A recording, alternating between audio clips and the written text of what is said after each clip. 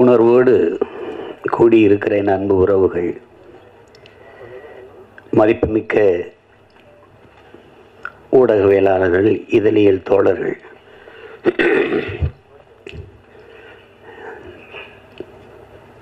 திரைப்படைப்பாளர்கள், கலைஞர்கள், தயாரிப்பாளர்கள் அனைவருக்கும் என்னுடைய அன்பும் வணக்கமும்.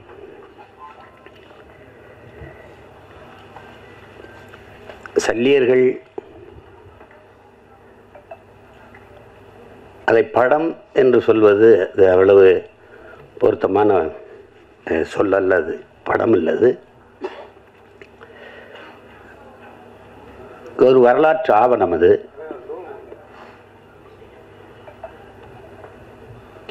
இங்கே பேசிய தம்பி கௌதமன் உட்பட எல்லாருமே குறிப்பிட்டார்கள்.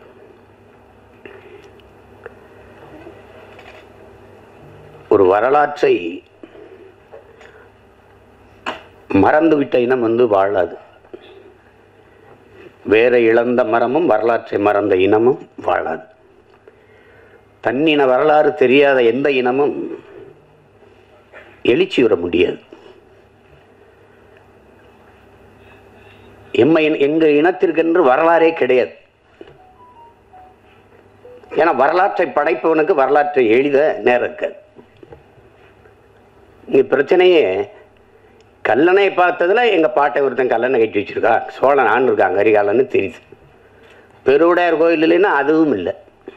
அருண்மொழி சோழன்னு ஒருத்தன் ஆண்டான், அவனுக்கு ஒரு மகன் இருந்தான் அரசேந்திர சோழன், உலகம் பூரா படையெடுத்து போய் வென்றாங்க. அப்படிலாம் வரலாற்று பதிவு எங்களுக்கு இல்லை. இப்போதைக்கு இருக்கிற எங்கள் முன்னோர்கள் தீரன் சின்னமலைக்கோ மருதுபாண்டிக்கோ பூலித்தேவனுக்கோ வேலு நாச்சியாருக்கோ அவங்களுக்கும் ஒன்றும் இல்லை. பாட்டனார் அழகுமுத்துக்கோனை பற்றி பேசலாம்னு படித்தா 30 பக்கம் இருக்குது. அதில் கடைசி 3 பக்கம் தான் அவரை பற்றி செய்திருக்குது. எல்லாம் தமிழர் இன வரலாறு நீங்கள் இப்படி பார்த்தீங்கன்னா, முன்னோர்களுடைய இதை பார்த்துக்கிட்டே வரும்போது எதிரிகளால் வீழ்த்தப்பட்டதே கிடையாது. எல்லாம் உடன் பிறந்த ரத்த துரோகங்களை தான் தோற்கடிக்கப்பட்டது. கடைசி எங்கள் தலைவர் உட்பட எல்லாமே. நீங்கள் வேலுநாச்சியாரா அங்கே ஒரு துரோகம், மருதுபாண்டியாரா அங்கே ஒரு துரோகம், தீரன் சின்னமலையா கூட இருக்கிறவனே செஞ்ச துரோகம், பண்டார வன்னியானா அவனை என் சொந்த ரத்தக்காரனே எங்களுக்கு துரோகம் பண்ணி இப்படி தோத்ததான் எங்களுடைய இந்த படிப்பினை ஏன் தேவைப்படுது அப்படின்னா, அது கற்றறிவை விட பட்டறிவு மேலானதுங்க. அதனால தான் அது அண்ணல் அம்பேத்கர் வரலாற்றை படிக்காதவன் வரலாற்றை படைக்கவே முடியாதுங்கிறார். அது ஹோசிமின் வரலாற்றை மறந்து விட்ட இனம் சுடுகாட்டில் இறந்து கிடக்கிற பிணம்டாங்கிறார். அது ஒன்றுக்கும் பயன்படாதார். நமக்கு இலக்கிய சான்று தான் இருக்குது. பாண்டிய நெடுஞ்செழியன் மதுரையை ஆண்டான் அப்படின்னா அங்கே ஒரு பெருமாட்டி கண்ணகி போய் கால் சிலம்பை உடைச்சு நீதியை நிலைநாட்டினான்னு இலக்கிய சான்று தான். வரலாற்று சான்று எங்கே இருக்கு? இல்லை. ஆனால் இதை தெளிர்ந்து உணர்ந்த ஒரு மகன் இந்த இனத்தில் இருக்கிறாருன்னா அது என் உயிர் தலைவன் எங்கள் அண்ணன் மேதகு பிரபாகரன் அவர்கள். எல்லாவற்றையும் ஆவணப்படுத்தினார். அந்த ஆவணங்கள் பாதுகாப்பாக இல்லைங்கிறது வேற. இறுதி போரில் பாதிக்கு மேலே சிதைஞ்சு அழிஞ்சு போச்சு. சில இது பாதுகாக்கப்பட்டிருக்கலாம். இப்போ நீங்கள் உங்களுக்கு ஒரு உதாரணம் சொல்கிறேன் பாருங்க. அனுராதபுரத்தை அடிக்கிறார், முடிவு பண்ணிட்டார். 21 போராளிகள் போகிறாங்க, கரும்புலி மறவர்கள். இதில் 3 பேர் படப்பதிவு, இது இந்த போரை பதிவு செய்கிறதுக்கு மட்டுமே 3 பேரை அனுப்புறாரு. உன் உடன் பயிற்சி எடுத்தவன், உடன் பிறந்தவன், இது ஒரே நோக்கத்துக்காக நிற்கிற ஒரு தாய் பிள்ளைகள் அவன் ஓடி செத்துட்டா கூட அவனை போய் தூக்குறதுங்கிறதுலாம் வேலை இல்லை. அவன் சண்டை போடுறதை நீ ஆவணப்படுத்தணும். அதுதான் அது. ஏன்னா கடந்த கால வரலாறு நமக்கு இல்லாதனால நிகழ்காலம் தெரியல. நிகழ்காலம் இல்லாதவனுக்கு எதிர்காலமே இல்லை. கவிப்பேரரசு வைரமுத்து கூட சொல்றார், ஒருத்தன் நிகழ்காலத்தை குனிந்து பார்ப்பது எதிர்காலத்தில் நிமிர்ந்து நிற்கத்தான். அப்ப அந்த பதிவு இருக்கணும்னு அவர் நினைச்சாரு. அது ஒவ்வொன்றையும் ஆவணப்படுத்தினார். அவருக்கு ஒரு பேராவல் இருக்குது. பேராவல் பெரும் விருப்பம் தான் சொல்லணும். அது என்னன்னா, சின்லெஸ் லிஸ்ட் போல, ஒரு பிரேவ் ஹார்ட் போல, ஒரு 10 கமாண்ட்மெண்ட்ஸ் போல நம்முடைய விடுதலை போராட்ட வரலாறும் ஆவணப்படுத்து படமாக வரணும், திரையில் ஒரு வந்துடணும்னு பெரிய ஆர்வப்பட்டார். அதுக்காக தான் அவர் ஆணிவேர் எடுத்தார், தயாரித்தாங்க. அதுக்கு பயிற்சி கொடுக்கறதுக்கு எங்கள் அப்பா பாரதி ராஜா, ஐயா மகேந்திரன் போன்றவர்களை அழைச்சிட்டு போனாங்க. எங்கள் பிள்ளைகளுக்கே நீங்கள் பயிற்சி கொடுங்க, அவங்களே எடுத்துக்கிடுவாங்க. அப்படி தான் அந்த மாதிரி செஞ்சார். அதில் தான் எல்லாளன் படமும் எடுக்கப்பட்டது. ஆனால் அவருக்கு ஒரு பெருங்கனவு இருந்தது, அது கெடுவாய்ப்பாக நிறைவேறலை, அதை எடுத்து ஆவணப்படுத்தணும்ன்ட்டு. இப்போ தம்பி கூட சொன்னார், தலைவருடைய வரலாற்றை எடுக்கணும், பதிவு பண்ணணும், எடுக்கணும், உறுதியாக எடுக்கணும். அதில் இருக்கிற பிரச்சனை என்னென்னா, இப்போ நான் மேடையில் இப்படி பதாகை வச்சுன்னு வச்சுருக்கேன், எங்கள் அண்ணன் பதாகையை அது நேரலையில் போட மாட்டாங்க. அதுக்காகவே இந்த ஓரத்தில் கொஞ்சம் வைங்க, அந்த ஓரத்தில் வைங்க, பதிவு பண்ணுறவங்களுக்கு எந்த தொந்தரவும் இல்லாமல் இருக்கட்டும்ட்டு தள்ளி வைப்போம். வலையொலியில் எங்கள் தலைவருக்கு வாழ்த்து அந்த பிறந்த நாளில் வர்றதை அப்படியே அது புகார் அளித்து நீக்கிடுவாங்க, அப்படி தடை பண்ணிவிட்டுருவாங்க. சுவரொட்டி ஒட்டினீங்கன்னா காவல்துறைக்கு வேலையே அதை கிழிக்கிறது தான். நான் கூட சொன்னேன், போலீஸ்லாம் என்ன பண்ணி கிழிச்சிங்கன்னா அந்த உங்கள் போஸ்டர் கிழிச்சோம்னு சொல்லணும்ல எதிர்காலத்தில், அதுக்கு தான் இந்த வேலையை செய்யுது. நாங்களே குருவி சேர்த்த மாதிரி அங்கேயே காசு சேர்த்து ஒட்டுவோம், கிழிச்சு விட்ருவோம். ஏன்னா அதுக்கான அரசியல் சூழல் இல்லை. அதை முதல்ல உருவாக்கணும், அதுக்கப்புறம் இதை எடுக்கணும். அதுதான் நம்ம செய்ய வேண்டியது. அது செய்ய வேண்டியது. இங்கே எப்படி இருக்குன்னா, இந்த ஆவணப்படுத்துதல் இப்போ அந்த வேலையை தான் இந்த படம் செய்யுது, இந்த சல்லியர்கள் படம் அது செய்யுது. நம்ம நபிகள் நாயகம் சொல்றாங்க பாருங்க, அநீதியை கண்டு அச்சம் கொள்ளாமல் துணிஞ்சு நிற்பவன் எவனோ அவனே உண்மையான ஜிகாத்துங்கிறாங்க. அந்த மொழியில, நபிகளின் மொழியில சேவரஸ்வரர் உலகத்தில் எங்கெங்க அநியாயம் நடக்குதோ, அக்கிரமம் நடக்குதோ, அதை கண்டு உன்னால பொறுத்து கொள்ள முடியாம நீ கோவப்படுவாயானால் நீனும் என் தோழனேங்கிறார். அவர் வழியில எங்கால என்ன சொல்ற, பண்ண பழகடா பச்சை படுகொலை பைந்தமிழினத்திற்கு உயிரடா விடுதலைங்கிறான். வலியூர் சிலர் எளியோர் தம்மை வதையே புரிகுவதா, மகராசர்கள் உலகாளுதல் நிலையாம் எனும் நினைவா, உலகால உனது தாய் மிகு உயிர்வாதை அடைகிறாள், உழவாது உதவாது இனி ஒரு தாமதம் உடனே விழித்தமிழாங்கிறான். அப்படி விழித்து கொண்ட வீர மறவர்களின் வரலாறு தான் தமிழருடைய வீரகாவிய வரலாறு. அதுல ஒரு துளி அந்த போராட்டத்தில் ஒரு துளி, ஒரு சின்ன பகுதி, அதுதான் இந்த சல்லியர்கள். மருத்துவங்கிறது மனிதத்தினுடைய மகத்துவம். தன் உயிரை எடுக்க வந்தவனுக்கும் உயிரை கொடுக்கிற ஒரு அறம் சார்ந்த மறவர்கள் தமிழர்கள் என்பதை இந்த படம் உணர்த்துது. ஏன்னா அறம் செய்ய விரும்பு, இது அறிவு மூதாட்டி அவ்வை நமக்கு தந்த தமிழ். அரசியல் பிழைத்தோருக்கு அறம் கூற்றாகுங்கிறது அது இளங்கோவடிகள் தந்த இனிய தமிழ் எல்லாம் நமக்கு கற்பிக்குது. அப்படி அறம் சார்ந்து நின்ற மறவர்கள் தமிழர்கள் மனிதநேயவாதிகள் அல்ல என் உடன் பிறந்தார்களே, தமிழர்கள் உயிர்மை நேயர்கள். உலகத்தில் எல்லாரும் கல்லு மாவில் கோலம் போட்ட போது என் இன சொந்தங்கள் மட்டும்தான் அரிசி மாவில் கோலம் போட்டான். ஈக்கும் எறும்புக்கும் அது இரையாக இருக்கட்டும்ட்டு அவ்வளவு பெரிய ஒரு இனம். புறப்பொருள் வெண்பாமாலை பாடுது, கொடையில எல்லாம் இருக்குது, கொடை வள்ளல்கள் இருக்கான். உலகத்தில் நாடை ஆண்டவனே வள்ளல்களாக இருந்தது, நாட்டை ஆண்ட மன்னர்களே வள்ளல்களாக இருந்தது தமிழர் இனத்தில் தான். அந்த இனத்தில் இந்த பாரியும் பேகனும் தான் ஆகச் சிறந்த கொடையாளிகள்னு புறப்பொருள் மேலப்படுது. அப்போ ஏன் அவன்லாம் ஆய் நல்லி அதிகமானலாம் காரி ஓரியில் அவங்களாம் இல்லையா அப்படின்னா, இல்லை, பாரியும் பேகனும் தான் ஆகச் சிறந்த கொடையாளர்கள். ஏன் அப்படின்னா, இந்த கேட்டு கொடுக்கறது கொடை தாங்க, ஆனால் கேட்கும்போது அவன் தன்மானத்தை இழந்துடுறாங்க, அதனால சிறந்த கொடை இல்லை. கேட்காம கொடுக்கறதும் கொடை தான், ஆனால் அதையும் விட ஆகச் சிறந்த கொடை இருக்குது. அது என்னன்னா, கேட்கும் திறனற்ற உயிர்களுக்கு கொடுக்கறதுங்கிறான். முல்லை கொடி தேரை விட்டுட்டு இப்போ பாரு இல்லைன்னு சொல்லாது, அது குச்சியை வண்டி விட்டாலே போதும். இல்லை, அரண்மனையில் போய் ஒரு சேவகனை அனுப்பி விட்டா போதும், அங்கே ஒரு கொடி தள்ளாடிக்கிட்டு ஒரு குச்சி வண்டி வச்சுட்டு வாடான்னு. நம்ம அரண்மனைக்கு போய் வர்றதுக்குள்ள அந்த செடிக்கு ஏதாவது ஆபத்து வந்துருச்சுடான்ட்டு தேரை விட்டுட்டு நடந்து போயிட்டேன். அதனாலதான் அவன் சிறந்த. அது பார்த்தா பைத்தியக்காரத்தனமா இருக்கும். ஆனா மேலோங்கி நிற்பது தமிழின முன்னோர்களின் உயிர்மை நேயம் என்பதை நாம் உணர்ந்து கொள்ள முடியும். அதை தான் பேகன் பண்ணதும். மயிலின போர்வை கேட்டு கடிச்சான்ட்ட அது இளங்காத்துல குளிர் காத்துல தான் தோகை விரிச்சு நல்லா ஆடும்.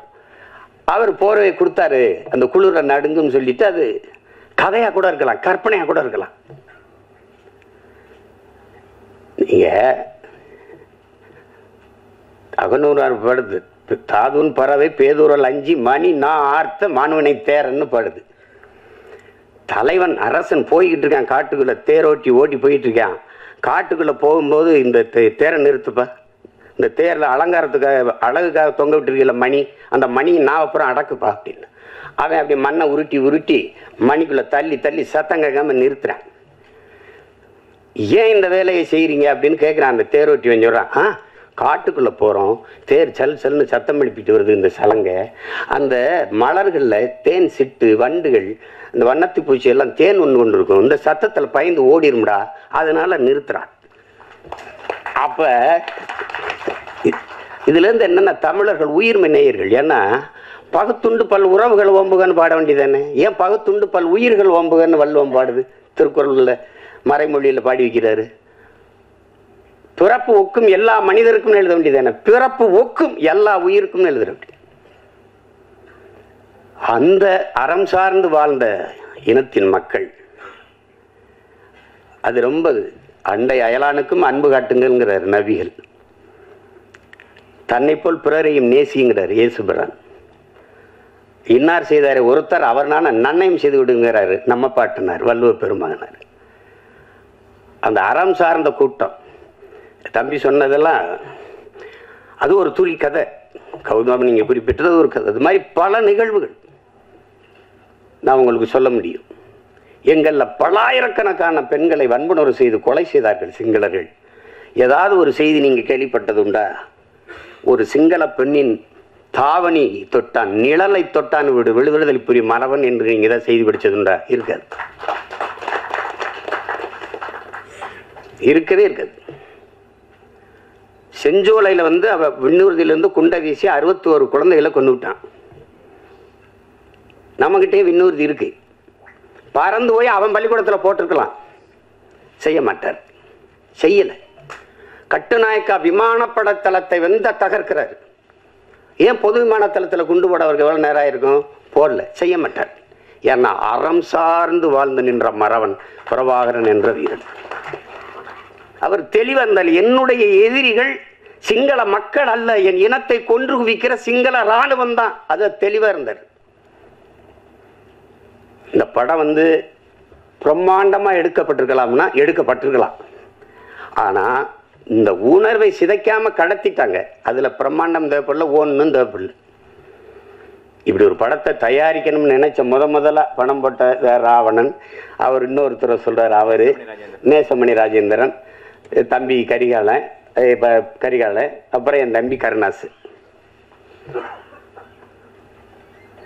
அது ஒரு முன்னோட்டத்தை காட்டினா அப்பவே சொன்ன நல்லா வந்திருக்கேன் அப்படின்னு. கிட்டு என்னுடைய தம்பி, எங்களோட எங்க இயக்கத்தில் இருந்தவன் இருக்கிறவன், நல்ல பிள்ளை, படைப்பாளி. அவனுக்கு ஒரு ஆற்றல் இருக்கு, அது எழுத்தாற்றல் படைப்பாற்றல் எல்லாம் இருக்கு. படத்துல உரையாடல்கள் அவ்வளவு நேர்த்தியா இருக்கும். காட்சி அமைப்புகள் எதுவும் பொய் சொல்லிட முடியாது. ஏன்னா வரலாற்று இலக்கியம் பொய் பேசும், புராணங்கள் பொய் பேசும். உருகி சுகம்பரா மார்வை திரிகி எரிந்தால் தீ இட்டால்னு சிலப்பதிகாரம் பாடுது.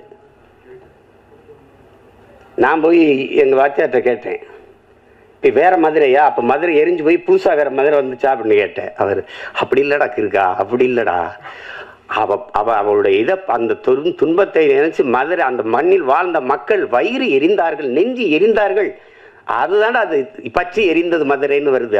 அப்படிதான்டா எழுதுனது, தீ பிடிச்சி எரிஞ்சிடலடா அப்படின்றது. அது சொல்லும், சுவைபட சொல்வதற்கு சொல்லும். ஆனா வரலாறு எப்பவும் போய் பேசாது, பேசக்கூடாது. அது மாதிரி இது காட்சி கற்பனையில செஞ்சது இல்லை. போர்க்களத்துல உங்களுக்கு தெரியாத இறுதி போர்லாம் எங்களுக்கு மருத்துவமனையில தான் முதல்ல குண்டு போட்டாங்க, பள்ளிக்கூடங்கள்ல தகர்த்தான், ஊடகங்கள் எல்லாம் உடைச்சு ஊடகங்கள் எல்லாம் தகர்த்தான். கர்ப்பிணி பெண்கள், வயது முதிர்ந்தவர்கள், பச்சிலம் குழந்தைகள் மீது குண்டு வீசக்கூடாது. அவன் அதையே குறி வச்சு செஞ்சான். ஆனால் அதில் எந்த இடத்துலையும் எங்கள் தலைவர் தடம் பிறண்டோ உணர்ச்சி வயப்பட்டோ கோவப்பட்டோ செஞ்சில்லார். அவன் செஞ்சான். கடைசியாக மரத்து நிழலில் ஒரு வேட்டியை கட்டிக்கிட்டு அதில் நீங்கள் நம்ம வந்து அனஸ்தீசியா மயக்க மருந்து கொடுத்து இந்த கால் காயம் பட்டுருச்சுன்னா நீக்குவோம், கட்டுப்பு கைப்பட்டுருச்சுன்னா ஒன்றுமே இருக்காது. அந்த சிதைந்த காலை அதை சரி பண்ணால் அப்படி அந்த காயத்தோடு அந்த வலியோடு தான். அவ்வளவு ஈகம் செஞ்சு போராடிய மக்கள் நாம். அதை வந்து மறைக்கப்படுதுன்னா எவ்வளோ கஷ்டமாக இருக்கும் பாருங்கள். நீங்கள் ஒரே வார்த்தையில் எங்களை பிரிவினைவாதிகள், தீவிரவாதிகள், செப்பரேட்டிஸ்ட்டு, டெரரிஸ்ட்டுன்னு கட்டும் கோவம். அங்கே தான் நமக்கு இப்போ பெருப்பும் கோபமாக வர்றது காரணம் அதுதான். உனக்கு என்ன தெரியும்? வரலாறு தெரியாமல் பொழைக்க போன இடத்துல பிரபாகரன் நாடு கேட்டுக்கிட்டு இருக்காங்க. டேய், ஏன் பூமிடாது பொழைக்க வந்தவன்ட்ட நாங்கள் பறி கொடுத்துட்டோங்கிறதான் வரலாறு. அதுதான் இங்கே பிரச்சனை. அதுதான் இப்போ அதனால இந்த ஒரு வரலாற்று ஆவணமாக நான் இதை பார்க்குறேன். அந்த போர்க்களத்துலேயும் அந்த சூழல்லையும் காயம்பட்ட போராளிகளுக்கு மருத்துவம் கொடுக்கறதுக்கு பதுங்கு குழியிலேயே மருத்துவமனையை வச்சு எப்படி அதை கட்டமைச்சிருக்காருங்கிறது நீங்கள் பார்க்கும்போது தெரியும், படம் பார்க்கும்போது. அது மாதிரி தம்பி திருமுருகன் அவர்கள் சொன்னது மாதிரி ஒரு பகைவனாக இருந்தாலும் அவனுக்கு அன்பு காட்டுங்கிறத அதை தான் இந்த படம் உணர்த்துது. முழு கதையும் சொல்லிட்டு இருக்க வேண்டியதில்லை. ஏன்னா நீங்கள் பார்க்கணும், அவசியம் பார்க்கணும். அதில் அந்த நந்தினியாக அந்த மருத்துவ பெண்ணாக நடிச்சிருக்கிற சத்யாதேவிக்கு வந்து எவ்வளோ பாராட்டினாலும் தகும். அது புது நடிகை, புதுசாக பங்கேற்றுருக்காங்கன்னு சொல்ல முடியாது. இதே மாதிரி முகம்தான் அந்த நாட்டில், அந்த காட்டில் என்ன பார்த்தனோ அதே மாதிரி ஒரு முகம். அந்த காட்டில் எப்படி எங்கள் போராளி வீரர்களை பார்த்தனோ அதே மாதிரி ஒரு முகம் மகேந்திரன். ரொம்ப நல்லா பண்ணியிருப்பாங்க ரெண்டு பேருமே. அது நீங்கள் பார்த்து அந்த உணர்வை நீங்கள் உள்வாங்கணுங்கிறதா என்னோட. அதுக்காக அதை திரும்ப திரும்ப பேசிட்டு இருக்க வேண்டியதில்லை, அதை செய்ய வேண்டியதில்லை. உலகம் பூரா இருக்கிற என் தாய் தமிழ் உறவுகள் இந்த படத்தை ஒரு படம்னு நம்ம சொல்லிக்கிட்டு இருக்கக்கூடாது. இது ஒரு வரலாற்று, ஒரு படைப்பு, ஒரு பதிவு. அதை நம்ம வரவேற்கணும், பார்க்கணும், நம்ம அடுத்த தலைமுறைக்கு கடத்தணும். தாய்மொழியே நம்ம மறந்துட்டோம். ஒரு தலைமுறைக்கு மேலே தமிழ் எழுத படிக்க தெரியாத ஒரு இனக்கூட்டம் ஆகிட்டோம். மொழி அழிந்து சிதைந்தால் இனம் அழியுங்கிறது வரலாற்று பெரு உண்மை. இப்போ அந்த சூழலில் வரலாறையும் விட்டுறக்கூடாது. இப்போ நீங்கள் நார்வேயில் கூட என் தம்பி வசீகரம் வந்திருக்காங்க கேளுங்க. தமிழ் படிப்பிக்க பள்ளிக்கூடம் 17 பள்ளிக்கூடம். டென்மார்க்கில் 32 பள்ளிக்கூடம். யார் கொடுத்துருக்காங்கிறீங்க? அந்த அரசு. உங்கள் தாய்மொழியை நீங்கள் மறந்து விடக்கூடாது அப்படின்னு நம்மளே தமிழாசிரியர் போட்டு படிப்பிக்குது. ஐரோப்பிய நாடுகள் எல்லா நாட்டிலையும் இருக்குது. ஆனால் ஏன் நாடு தமிழ்நாட்டில் தமிழ் படித்தால் வேலை கிடைக்காது, சோறு கிடைக்காது, ஒன்றும் கிடைக்காது அப்படின்ட்டு இவன் முட்டிக்கால் போடணும். தமிழில் பேசிட்டான்னா அவருக்கு தண்டம் கட்டணும். இந்த மாதிரி பள்ளிக்கூடம் இருக்குது. ஒரு நாள் அந்த பள்ளிக்கூடத்துக்கு மின்சாரம் போகாது, தண்ணியும் போகாது, ஒன்றும் போகாது, வெட்டி இருந்துருக்கேன்னா. என் தாய்மொழியை படிக்கிறது தான்டா பள்ளிக்கூடம் இருக்குது. இது ஒரு கூட்டம். அதை மறந்துட்ட மாதிரி தன் இன வரலாறை நம்ம வந்து கற்பிக்கலை பிள்ளைகளுக்குன்னா நான் யாருன்னே தெரியாமல் போயிடும். நான் யார் எனக்கு தெரியவே தெரியாது. அப்போ தன்னை மறந்த ஒரு நோயாளி மாதிரி ஆயிடுவேன். அதுதான் நீங்கள் வரலாறு தான் எல்லா உலகில் எல்லா தேசியனங்களுக்கும் வழிகாட்டியிருக்கு. வரலாறு தான். அப்போ அந்த வரலாற்று பதிவு நமக்கு இருக்கணும். இதை படமாக நீங்கள் பார்க்காமல் நம் பிள்ளைகளுக்கு நாம் 2 மணி நேரம் காட்டுற ஒரு பாடம் அப்படின்னு நீங்கள் கொண்டு போய் சேர்க்கணும். எல்லா தமிழர்களும் கொண்டாடுங்க. திரைப்பட ரசிகர்களாக இருக்கிறவர்கள் நீங்களும் பாருங்கள், உங்களுக்கும் பிடிக்கும். தம்பி திருமுருகன் சொன்ன மாதிரி நீங்கள் தமிழனாக இருந்தால் 2000 மடங்கு 1000 மடங்கு கூட பிடிக்காது. அது உண்மைதான். அவ்வளவு சிறப்பான படைப்பு. இதில் என்னென்ன பங்கேற்றுக்கிறதெல்லாம் எல்லாம் என் தம்பிகளாக இருக்கிறதுனால ஒரு நெகிழ்ச்சி, நமக்கு மகிழ்ச்சி. அது அளவு கிடந்த மகிழ்ச்சி. கிட்டு அவன் செஞ்சதில் இது ரொம்ப நேர்த்தியான ஒரு இது. பெரிய பொருள் செலவு பண்ண முடியல, பெரிய படைப்பாக எடுக்க முடியலனாலும் அந்த உணர்வை சிதையாமல் கடத்திட்டான். அந்த ஆற்றல் அவனுக்கு அப்போ இருக்குது. குறும்படம் எடுக்கிற காலத்திலேருந்தே அதை செஞ்சிருவான். அதை நல்லா செஞ்சுருக்காரு. அதுக்கு அவருக்கு என்னுடைய பாராட்டு. இசை என்னுடைய மகன் கென்னும் அந்த அவருடைய நண்பர் ஈஸ்வரும் போட்டிருக்காங்க. நான் எடுத்தோன்னே அதான் கேட்டேன். நான் முதல்ல அந்த இதை படிக்கலை, கென்னு தானே யாரா அந்த பின்னணி இசையெல்லாம் ரொம்ப நல்லா வந்திருக்கானே, கென்னு தானே பண்ணியிருக்கான் அப்படின்னு. பாடல்கள்லாம் நல்லா இருக்கும். அதில் கவிப்பேரரசு எழுதுன அந்த பாட்டு இது இது காதல் பாட்டாக இருக்குது. அந்த மண்ணை பற்றி வருகிற பாட்டெல்லாம் ரொம்ப சிறப்பாக இருக்கும், ரொம்ப சிறப்பாக இருக்கும். அதில் கருணாசிரியுடைய அந்த பகுதி இருக்கே, இந்த படத்தின் இதயம் போல் இருக்கும். ஒரு ஒரு மனித உடலில் இதயம் எவ்வளோ முக்கியமோ அது மாதிரி அந்த பகுதி இருக்கும். அது சொல்கிறான் பாருங்க, இவங்களுக்கு முன்னாடி தலையை மட்டும் குனிஞ்சிராதரா, செத்தாலும் பரவாயில்லடா அப்படிதான். அதுதான் அது. எப்படிதான் சேவராசுராம் பாருங்க, ஒருத்தன் காலில் விழுந்துதான் வாழ வேண்டும் என்கிற நிலை இருக்குமானா நான் எழுந்து நின்று இறந்து போவேங்கிறான். எங்கால என்ன கற்பிக்கிறாருன்னா, சரணடைந்து வாழ்வதை விட சண்டையிட்டு சாவது மேலானது. அவரு ரொம்ப நேரம்லாம் அவருக்கு பேச வளவளன்னா பேச மாட்டாரு, சுருக்கமா பேசுவாரு. அதுக்கப்புறம் சொல்லுங்க, ஏன்னா அவர் சொல்லுக்கு முன் செயல், அதான் அவர் கோட்பாடு. இந்த செய்யலைன்னா செத்துமடி, செய்யலைன்னா சாகடி, அவ்வளவுதான் எங்க கோட்பாடு. அதுதான் இல்லைங்க, செய்யலை என்றாலும் செத்துமடி அப்படின்னு. செத்து மடிஞ்சிட்டா அதனால சுருக்கமாக தான் சொல்லுவாரு, போராடினாலும் சாபம், போராடாவிட்டாலும் சாபம். போராடினால் ஒருவேளை வாழ்வதற்கு வாய்ப்பு இருக்கு, வாடா போராடிட்டு சாவும். அதுதான் இங்க அவருடைய கோட்பாடு, அவ்வளவுதான். அதுதான் இந்த படம் உணர்த்தும்.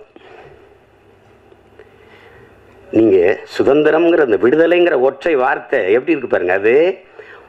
அது சொல்றாம பாருங்க, சுதந்திரம் என்ற சொல்லுக்கு அர்த்தம் தெரியாதவனுக்கு கூட சுதந்திரம் தேவைப்படுதுறாங்கிறான். அது புல்லு பூண்டு பூச்சி வண்டு நாய் நரி நத்தை எல்லாத்துக்கும் சுதந்திரம் தேவைப்படுது. அப்படின்னா மான தமிழ் மக்களுக்கு தேவையில்லையா? அது மானம் வீரம் அறம் மூன்றும் உயிரென்று வாழ்ந்த இனத்தின் கூட்டம் தமிழர்கள். நாம் அடிமையா வாழ்ந்து செத்தம்னு வரலாற்றில் பதிவுறது மாதிரி ஒரு கொடுமை இருக்கா என்ன? அது அப்புறம் கதை, அது அப்புறம் பேசணும், அதுக்கு இது இடம் இல்லை. அதனால இங்க வந்திருக்கிற மதிப்புமிக்க ஊடக பெருமக்கள், ஊடகவியலாளர்கள், ரொம்ப பெரிய பெரிய இவங்கெல்லாம் வந்திருக்கிறீங்க, முன்னவர்கள்லாம். என்னுடைய அண்ணன் தானவர்கள், அண்ணன் தேனப்பனவர்கள்லாம் வந்து வாழ்த்தி சென்றிருக்காங்க. இதில் என்னென்னா, நீங்கள் இந்த படத்தை காட்டினாரா இல்லையான்னு தெரியல, ஒரு தடவை நீங்கள் தயவு செய்து பாருங்கள், பார்த்துட்டு அதை நல்லபடியாக கொண்டு போய் சேருங்க. இது எல்லாரும் பார்க்கணும். இப்போ நாங்கள்லாம் வந்து சில படங்களை அயோத்தி பார்த்துட்டு, கடைசி விவசாயி பார்த்துட்டு, அதெல்லாம் வந்து எவ்வளோ வேலை இருந்தாலும் அதை போய் பார்த்தது ஒரு கடமையாக, அதை எப்படியாவது எல்லாரும் பாருங்கள், ஆதரவு கொடுங்க அப்படின்னு சொல்கிறது காரணம் வந்து, இது சிலர் அதை ஒரு பொருட்படுத்தாமல் கடந்து போயிடக்கூடாது. இது இப்போ சித்தான்லாம் ஒரு படம் பார்த்தேன், பார்க்க கூப்பிட்டாங்க, நேரெல்லாம் போயிட்டுது. அன்றைக்கி தான் இது இலக்கியச்சில் பார்த்தேன், நல்லா பண்ணியிருக்கிறாங்க. அருமையான படங்கள்லாம், சின்ன சின்ன படங்கள் நல்லா வருது, பெரிய பொருள் செலவுலாம் இல்லை. இப்போ கூட ஒரு படத்தை சொன்னாங்க, நம்ம மழை வெள்ளத்தில் சரியாக ஓடலை, நான் பார்க்கிங்க ஒரு படம், அது நல்லா இருக்குன்னாங்க. அப்போ அந்த படத்தை பார்க்கணுன்னு நீங்கள் நாங்கள் வீட்டை விட்டு வெளியில் வர முடியல, 4 நாள் தண்ணிக்குள்ளே நடக்கிறோம், அப்புறம் படம் பார்க்குறது. எங்கள் படமே பெரிய படமாகி போயிடுச்சு, அதனால் அது கடினமாயிருச்சு. இல்லை அந்த மாதிரி போயிடக்கூடாது, கடந்து போயிடக்கூடாது. சல்லியர்கள்னு ஏதோ ஒரு பேர், இது என்ன இப்படி இருக்குது, இப்படி இந்த இதெல்லாம் யாருப்பா இந்த நடிகர்கள்லாம் நினச்சி நீங்கள் இதை தவிர்த்து விட்டு போயிடக்கூடாது மக்கள். அதனால் அவங்க கவனத்தை இழுத்து இதுக்கு ஆதரவு கொடுங்கன்னு சொல்ல வைக்கணும். அதுதான் இதில் முக்கியம். அது உலகம் முழுமைக்கு இருக்கிற என் தமிழ் சொந்தங்கள் வந்து இப்போ இதை உறுதியாக ஆதரித்து பெரிய அளவிற்கு கொண்டு போய் சேர்ப்பார்கள் என்று நான் நம்புகிறேன். அதுக்காக நம்பி வசீகரன் சொன்ன மாதிரி, இங்கே இருக்கிறவங்களாம் சொன்ன மாதிரி நானும் அதுக்கு முழு ஒத்துழைப்பையும் கொடுத்து உதவுவேன் தான். அந்த இது வந்து போய் சேர்க்கணும், எங்கள் பிள்ளைகளுக்கு தெரியணும். குறிப்பாக என் மகனுக்கு தெரியணும்ல, பெரிய பண்ணா யார், நான் மட்டும் மாவீரன் பிரபாகரன் பேரை வச்சுட்டா மட்டும் போதாதுல, அவனுக்கு தெரியணும்ல. அது என் தங்கச்சி வந்து ஆஸ்திரேலியாவிலேருந்து வந்துச்சு, அது வெள்ளைக்கார பொண்ணு, எங்கள் தம்பியை கல்யாணம் பண்ணிடுச்சு, ஈழத்து தம்பியை. அது வந்து பேசுகிறது, அண்ணா பையனுக்கு என்னென்ன பேருன்னா மாவீரன் பிரபாகரன், அண்ணா இமிக்ரேஷன். அது என்னவே விட மாட்டேங்கிறான், அவனை கிட்ட விட போறான். இமிகிரேஷன்ல சிக்கணும், அவ்வளவுதான். ஒன்றும் பண்ண முடியாது.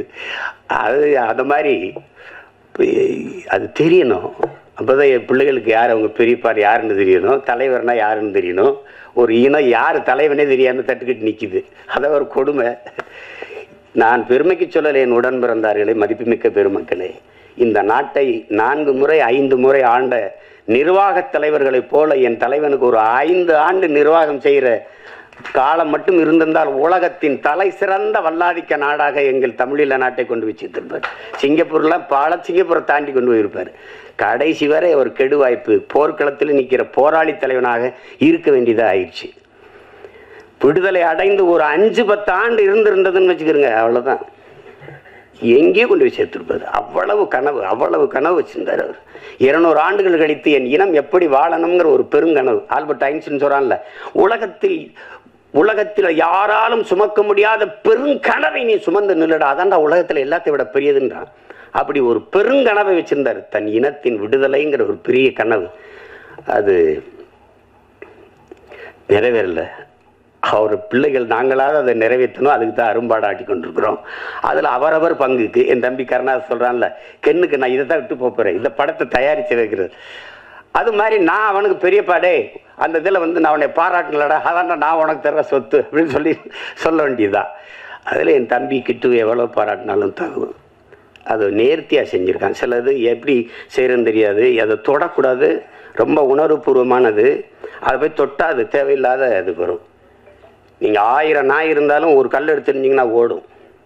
நான் உருவத்தில் சின்னதாக இருக்கிற தேன்கூட்டில் ஒரு கல் எடுத்துருந்தீங்க, நீங்கள் தான் ஓடுவீங்க. அது நீங்கள் 1000 பேராக இருந்தாலும் ஓடுவீங்க. அது மாதிரி இது ரொம்ப உணர்வுபூர்வமானது. அதை தொடும்போது கவனமாக தோணும், இல்லைன்னா சிக்கலாயிரும், அது தேவையில்லாத வந்துடும். அதனால தான் அதை தொடாதீங்க, தொட்டால் கவனமாக செய்யுங்க, எல்லாம் தெரிஞ்சுக்கிட்டு செய்யுங்க அப்படின்னு நம்ம சொல்கிறது காரணம். அதனால் கவனமாக அந்த விடுதலை போராட்ட வீரர்களை பெருமைப்படுத்துகிற மாதிரி, எங்களுடைய மருத்துவ பிள்ளைகளை பெருமைப்படுத்துகிற மாதிரி இந்த பதிவை என்னுடைய தம்பிகள் கருணாசன் கிட்டுவும் செஞ்சிட்டாங்கங்கிறதுல எனக்கு பெருமை. ஒளிப்பதிவாளர் சிவி சதாசிவா, அந்த கலை இயக்குனர் முஜிபுர் ரஹ்மான் எல்லாருமே நல்லா பண்ணியிருக்காங்க. அப்புறம் அந்த சண்டையெல்லாம் வடிவமைச்சது யாரான்னு கேட்டேன். அவர் பேர் பிரபாகரன்னா. அப்போ நல்லா தானே வடிவமைப்பாங்க, அது இருக்கும். அதனால தான் அது சொல்கிறேன். வீரராஜ் பத்தாக்குறைக்கு அது எல்லாமே சிறப்பாக அமைஞ்சிருக்கு. நீங்கள் பார்த்துட்டு நீங்கள் பேராதரவு கொடுங்க. உலகம் முழுமைக்கும் வாழுகிற என் அன்பு தமிழ் சொந்தங்கள், தாயகத்திலே வாழுகிற தமிழ் உறவுகள் எல்லாரும் இதற்கு முடிந்தவரை இந்த படத்தை பார்த்து உங்களுடைய ஆதரவையும் அன்பையும் அதுக்கு காட்டுங்கள். மற்றபடி படம் வென்ற பிறகு மறுபடியும் ஒரு விழா வச்சு நம்ம மறுபடியும் சந்திப்போம். என்னடா தம்பி, உங்கள் அனைவருக்கும் என்னுடைய அன்பும் வணக்கமும். நன்றி.